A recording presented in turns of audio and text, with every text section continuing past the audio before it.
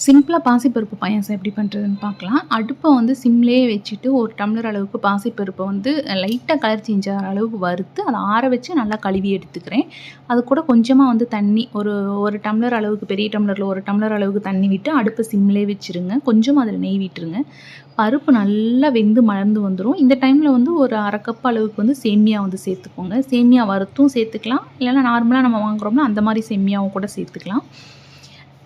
இப்போ வந்து நான் ஆல்ரெடி பாசிப்பருப்பு வறுத்து வச்சிருந்தனால, சேமியா வறுக்கல. அப்படியே இது பண்ணிக்கிட்டேன். சேமியா லைட்டா ஒரு 2 நிமிஷம் வெந்ததும், சர்க்கரை தேவையான அளவு சேர்த்துட்டு, சர்க்கரை லைட்டா கரைஞ்சதும், ஆல்ரெடி காய்ச்சி வச்சிருக்கிற பால் வந்து சேர்த்துக்கோங்க 1/2 லிட்டர் அளவுக்கு.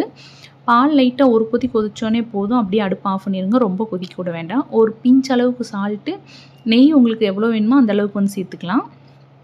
உங்களுக்கு வறுத்து வச்சிருக்கிற நட்ஸு, முந்திரி எது வேணாலும் வந்து சேர்த்துக்கலாம். ஏலக்காய் பவுடர் லாஸ்ட்டா சேர்த்துக்கிட்டிங்கன்னா, சூப்பரா இருக்கும். ட்ரை பண்ணி பாருங்க.